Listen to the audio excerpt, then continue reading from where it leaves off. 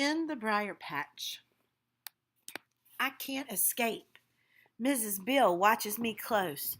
Makes sure I do my chores. Every step I take, she's beside me.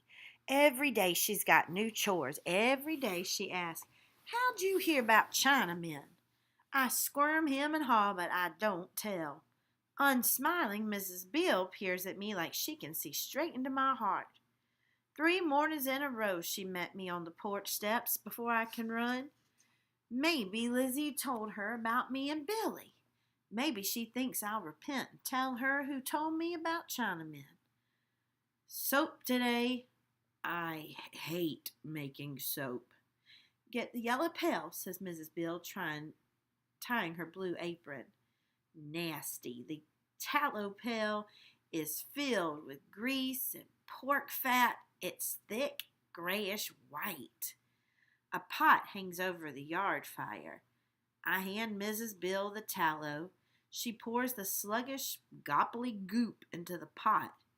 It smells rancid, even worse than sugar.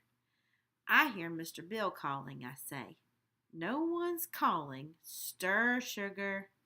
I lift the rod and stir. Afterwards, we are going to sew you a new shift. I really think Mr. Bill's calling me. There, can you hear? Sugar, stir. Mrs. Bill pours in lye. Lye burns my eyes, water, my nose runs, and if it gets on me, I'll scar. I stir carefully. It'll take hours for the fat and lye to melt and mix. In my mind, I can see Billy climbing trees, seeing him floating on the raft, see him catching bugs. Even if he's studying, I think Billy's having more fun than me. I sniff. Billy doesn't make his own clothes. No, the housemaid does. It isn't fair. Be happy you're free. They can't sell us anymore. At least you've got a cotton shift, not burlap. I stop stirring. Plain misery. I might as well jump in the pot if I can't have adventures. Sugar. Miss Bill clutches my free hand. Both our hands are rough. Hers are blotchy and wrinkled. You got to learn to do for yourself. I know, 'cause Ma's gone and you're so old. Well, I'm not going to die just yet, Mrs. Bill humps. Mournful, I shake my head side to side. Mrs. Bill, you might die soon. You already losing your hearing. What? Mrs. Bill shrieks.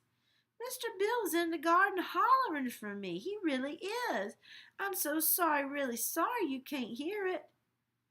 I peek up, frowning. Mrs. Bill's touching her ears.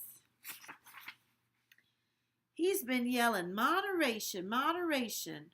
Moderation? What's that mean? Less chores. I start running. Smack!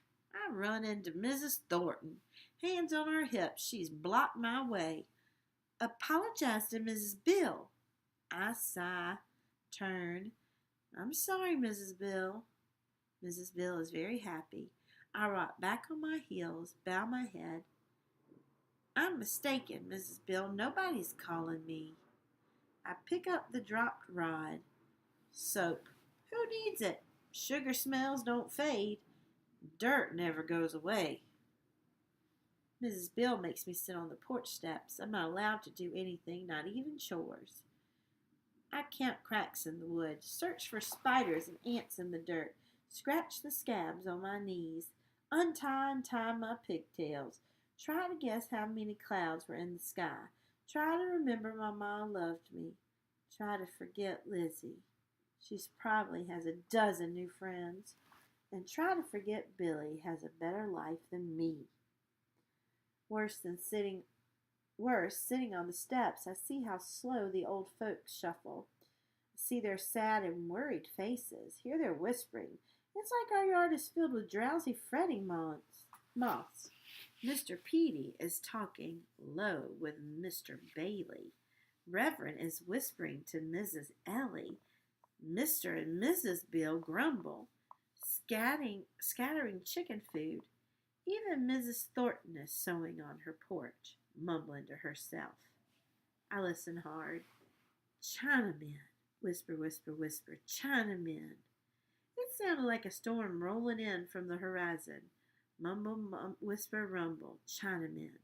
Like gray black clouds are sweeping in, making River Road folks uneasy. We're going to lose our jobs, they say, lose our homes, have to leave River Road. Even though the day is bright, worry and fear are striking like invisible lightning and silent thunderbolts. Are you ready to work now? Mrs. Bill asked. Her face is a map of wrinkles. Yes, ma'am. You've got to be practical, sugar. Stop filling your head with stories use some sense. Yes, ma'am. Don't be thinking I wouldn't treat my daughter just the same. No, ma'am. Let's get to work. I helped Mrs. Bill pour the squishy, harsh soap into pans. When it cools, it'll harden and we'll cut it into bars. I shouldn't have tried to trick Mrs. Bill. It's just more fun acting like Burr Rabbit.